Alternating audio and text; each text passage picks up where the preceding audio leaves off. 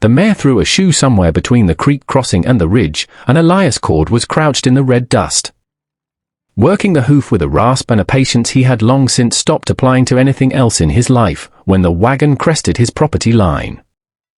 He heard it before he saw it. The slow creak of dry axles.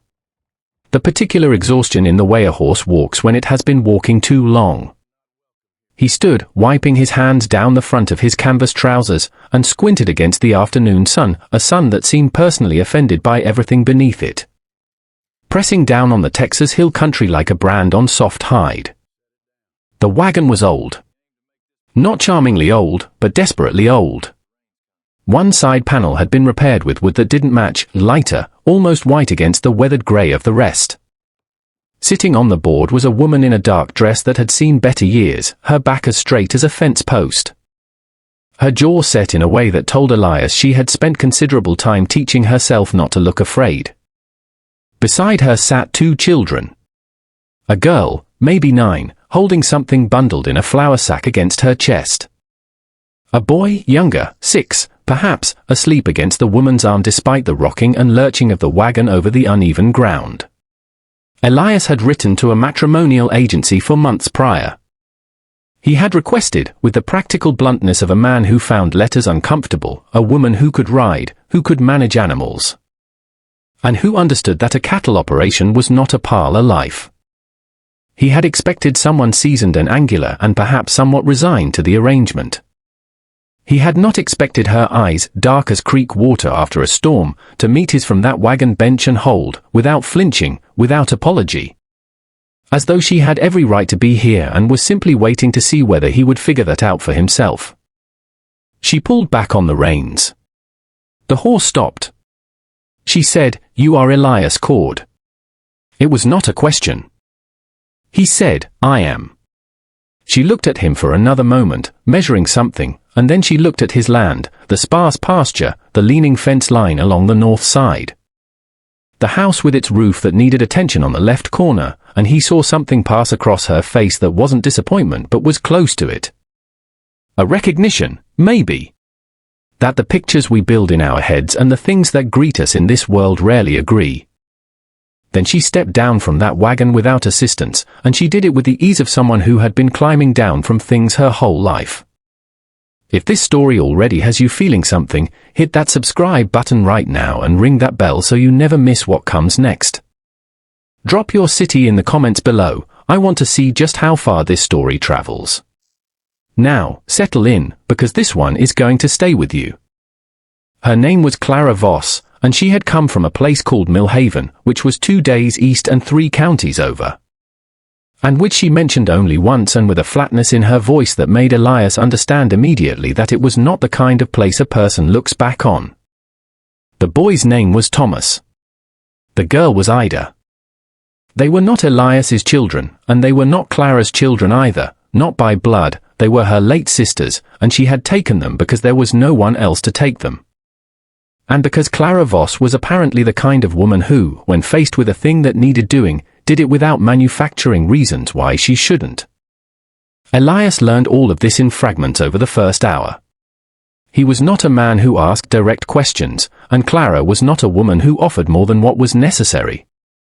They communicated the way people who have both survived things communicate, through the edges of information, through what was left out, through the small, practical actions that speak louder than any explanation.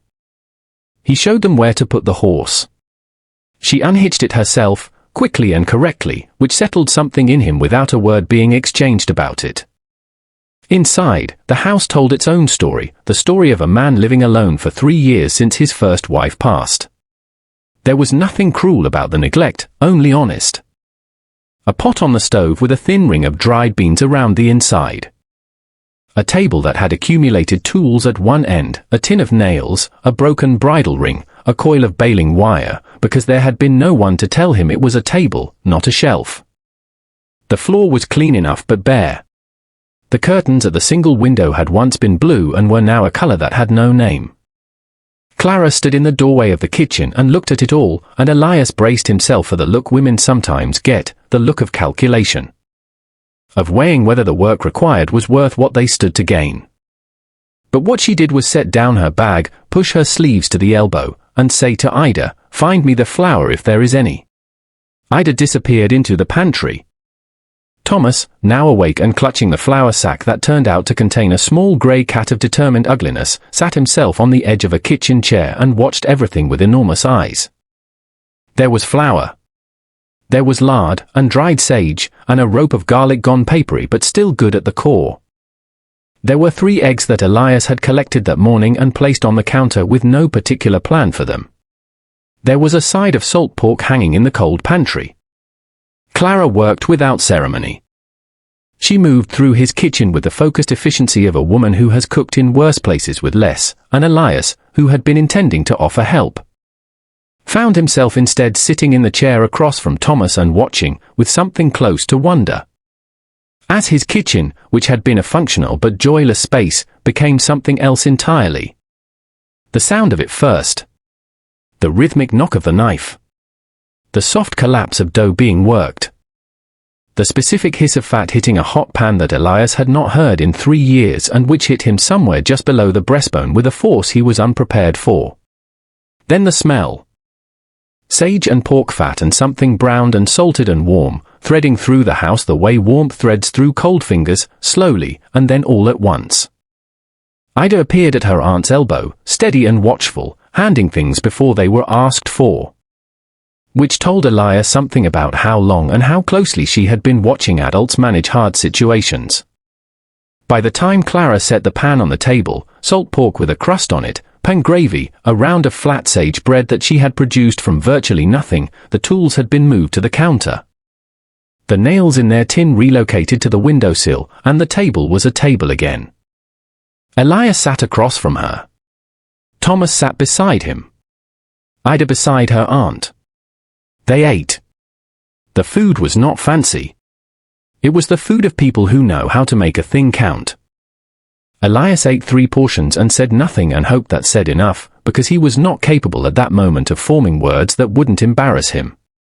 Clara ate slowly, watching Thomas ensure the cat received its portion of salt pork and apparently deciding that battle wasn't worth fighting tonight. It was Ida who broke the silence. She said, without looking up from her plate, "The roof leaks over there." She pointed to the left corner of the ceiling where a dark stain spread like a continent on an old map. Elias said, "I know it." Ida said, "You should fix it before the rains come." He said, "I intend to." She considered him. Then she went back to her bread. Clara glanced at him across the table, just a flick of those dark eyes, and something in them was almost amused. Almost. It was the ghost of amusement, the kind that lives in people who have not laughed freely in a long time but have not forgotten what it feels like. Elias looked back at his plate.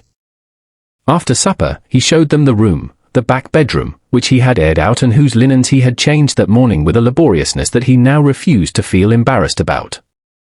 There was a second cot he dragged in from the barn loft, the wood smelling of hay and cedar. Clara said, "This is fine." He said, "I'll get the roof before the week's out." She said, "I'll be up at 4:30. He said, "I'm up at 4. She said, "Then I'll be up at 4. He left them to it and went to his room and sat on the edge of his bed and listened to the sounds of the house resettling around the weight of other people, small sounds. The creak of the cot, the low murmur of Clara speaking to one of the children, the cat landing on something it shouldn't, and he realized, with the peculiar ache of a man who has been hollow for too long, that his house had a sound again. The week that followed was structured around work the way scripture is structured around belief. It gave shape to everything, kept the difficult questions from having too much room to breathe. Elias was not a demonstrative man. He had learned, in the particular school that grief runs, that the world does not hold still while you mourn, and that the cattle do not care about your interior condition.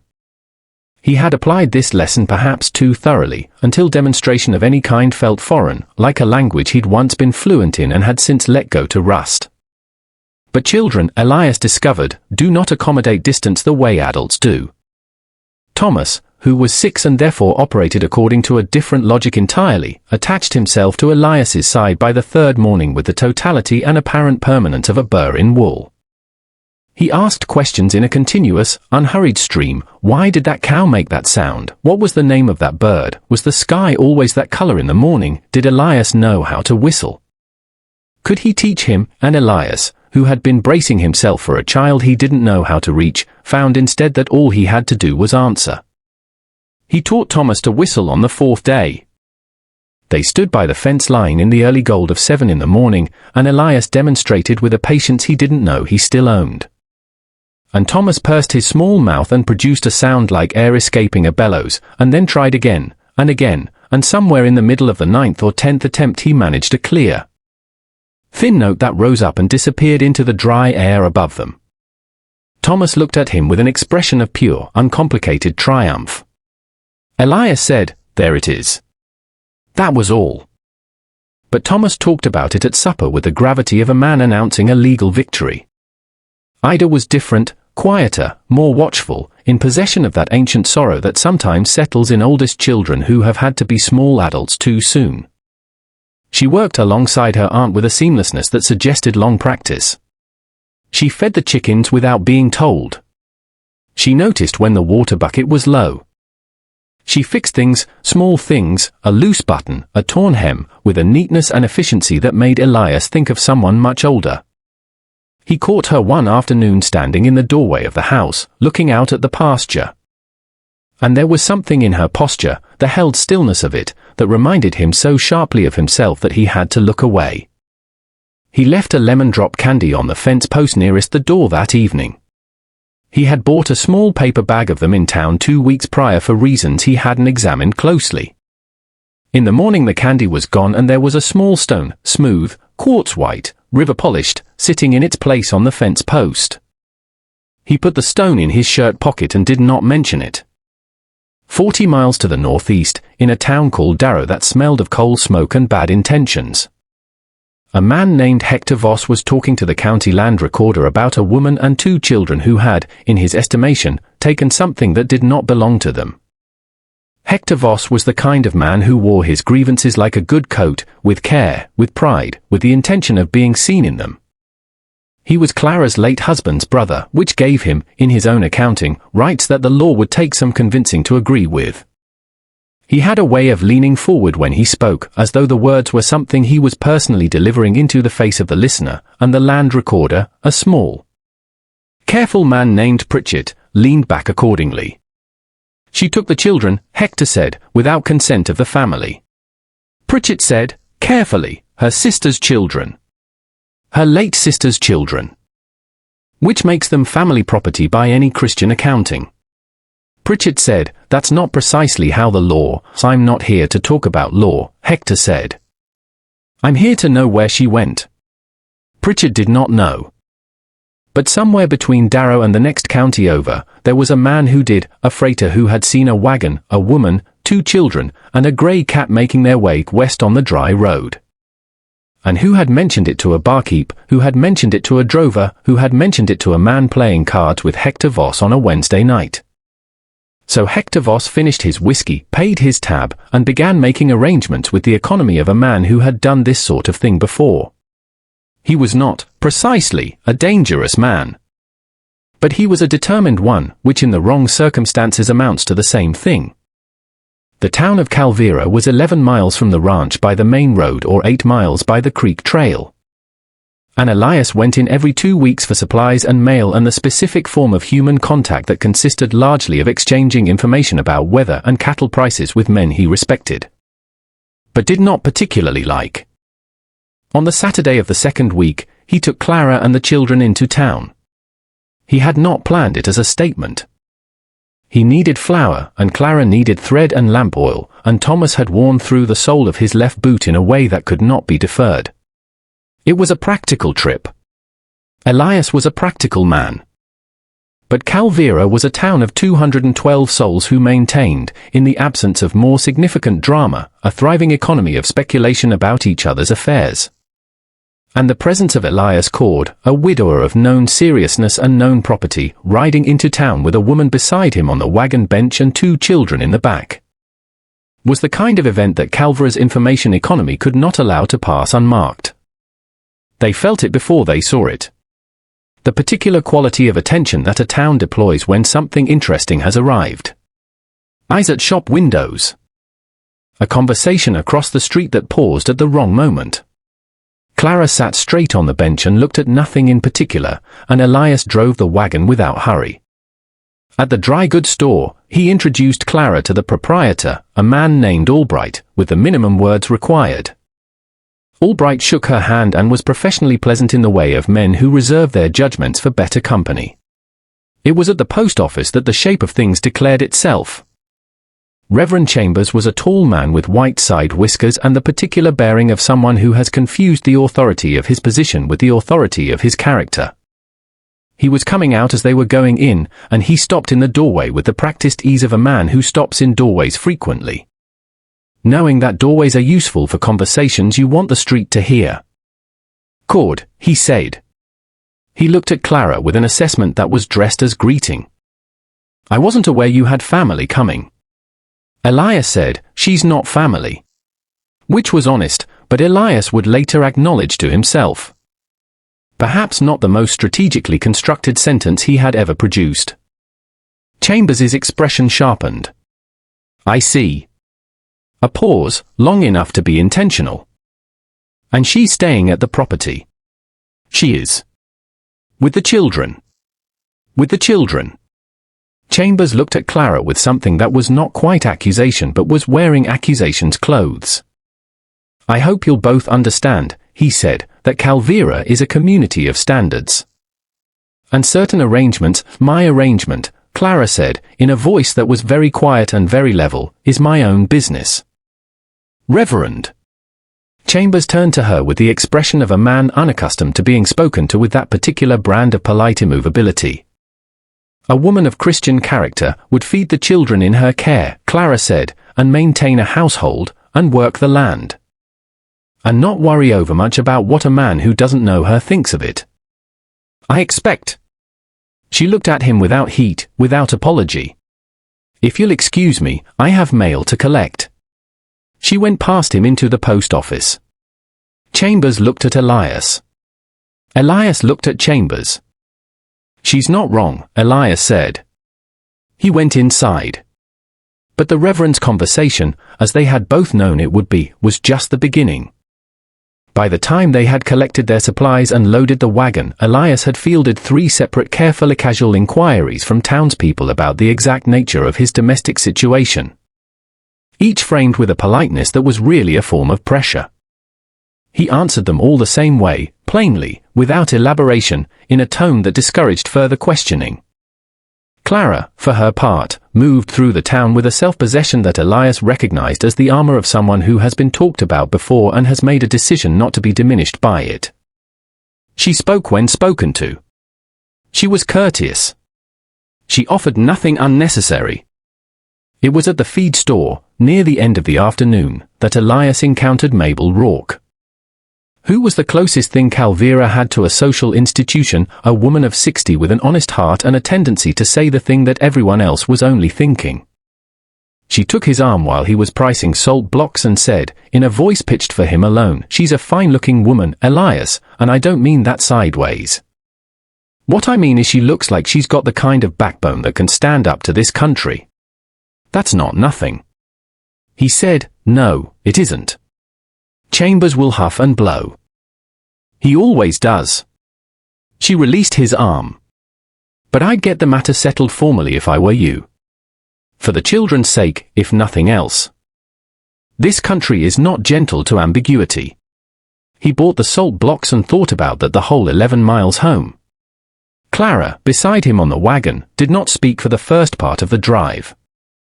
Then she said, without particular emotion, "The Reverend will not let it alone." "No," Elias agreed. "His kind never does." "No." Another silence. The sun was going down behind the western hills in layers of color, orange and deep red and the particular bruised purple that came just before dark. Clara said, "Are you a man who cares what a town thinks of him?"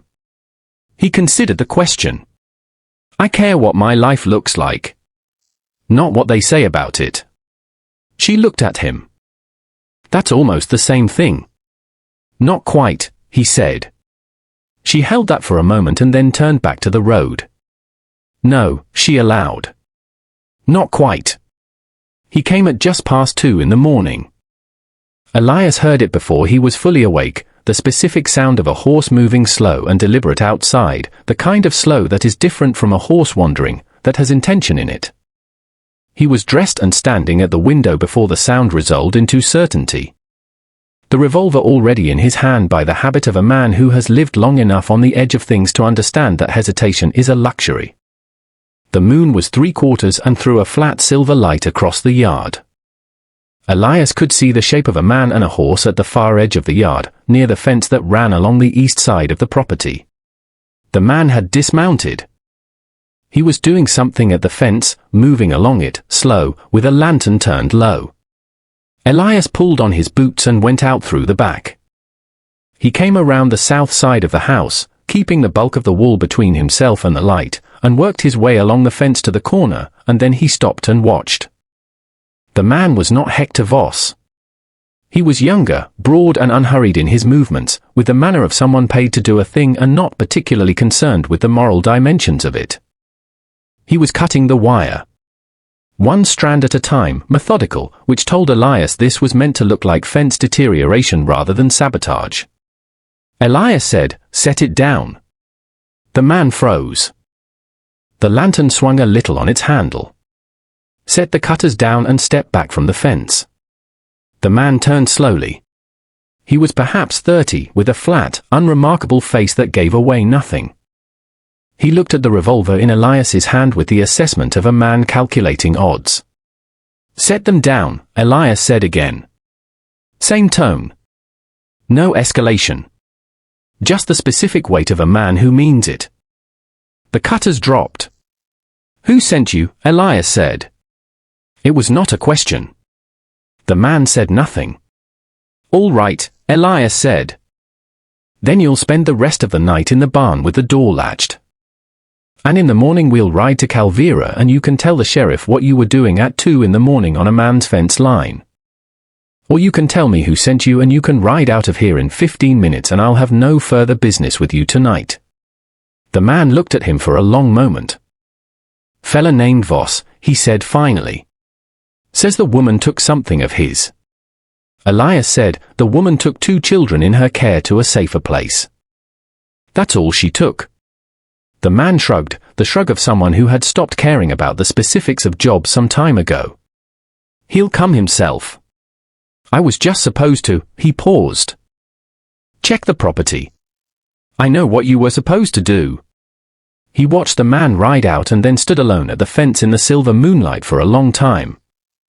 The dark and the quiet settling around him.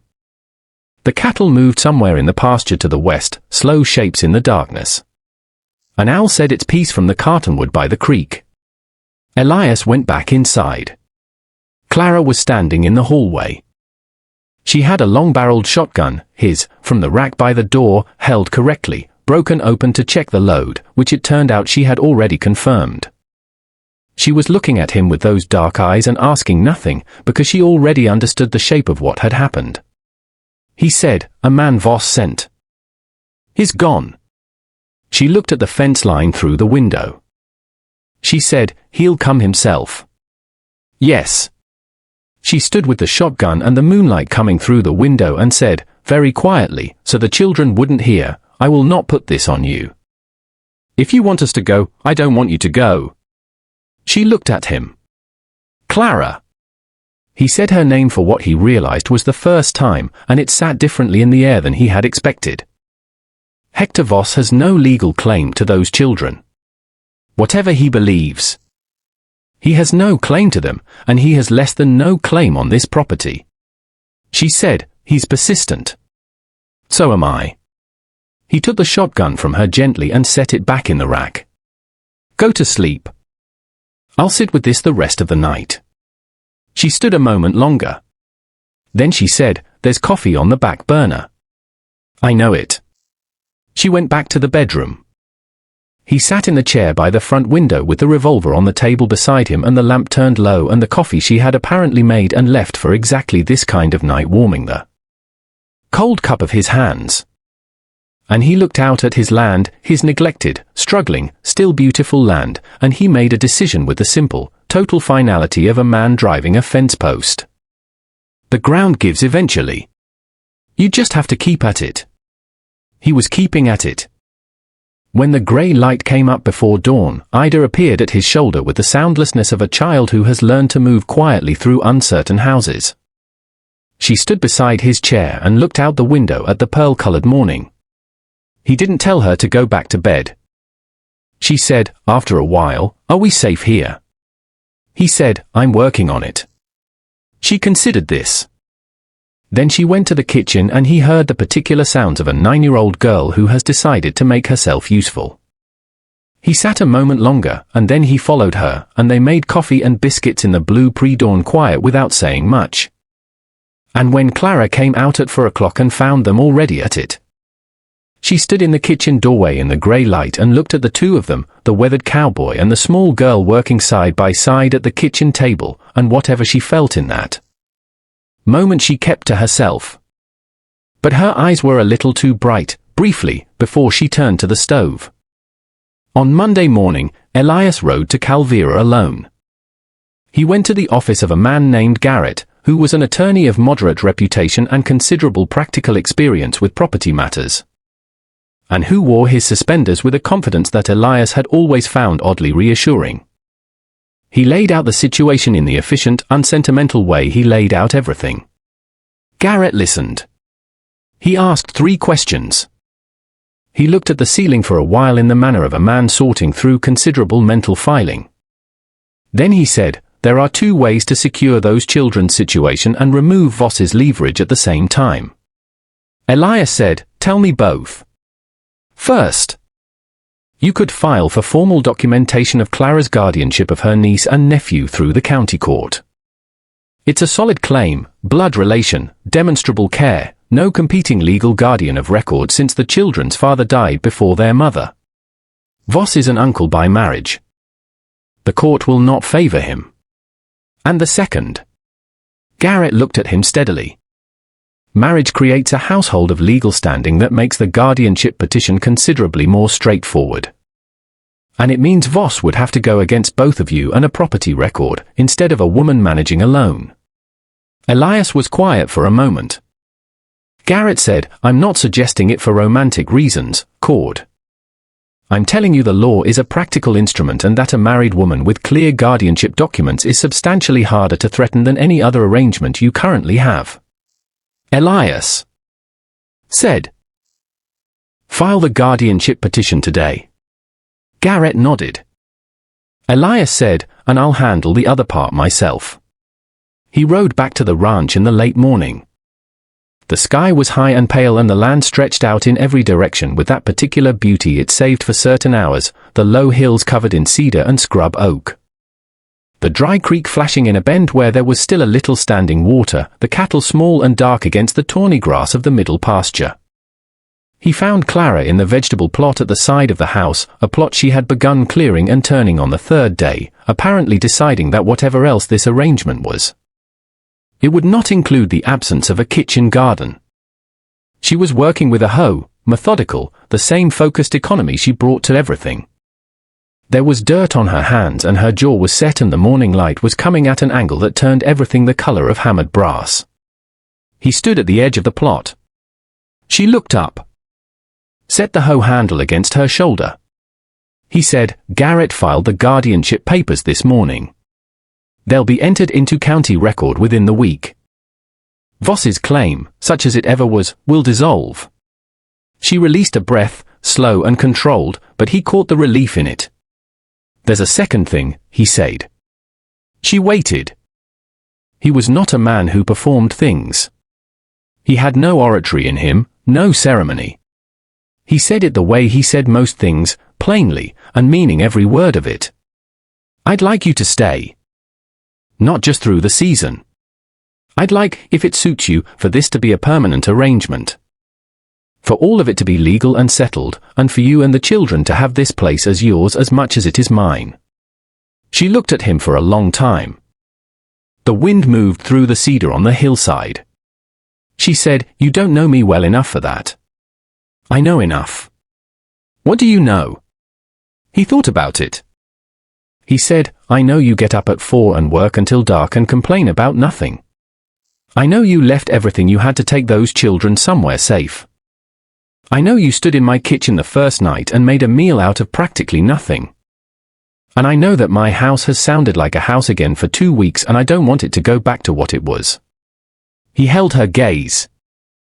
I'm not asking for anything that isn't yours to give. I'm asking if you'd be willing to build something here.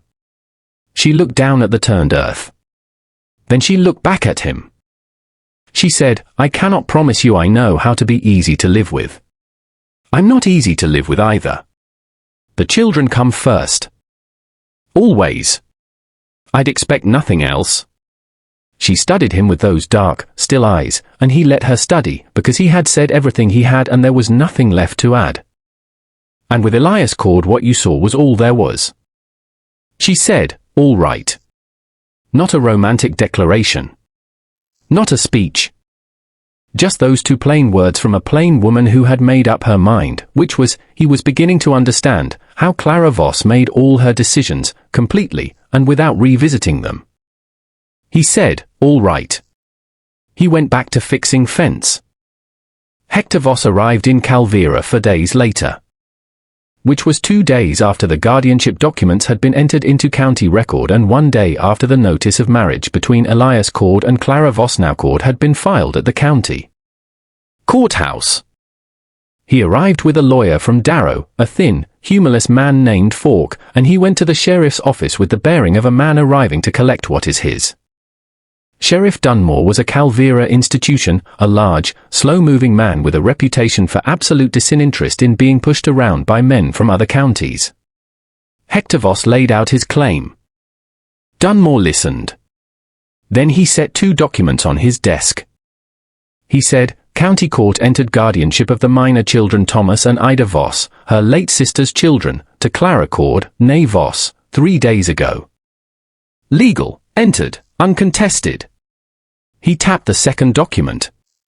She married Elias Cord in a civil proceeding at this courthouse yesterday. Which means the children are in the household of a property owner of record. Which means, Mr. Voss, you have no standing in this county.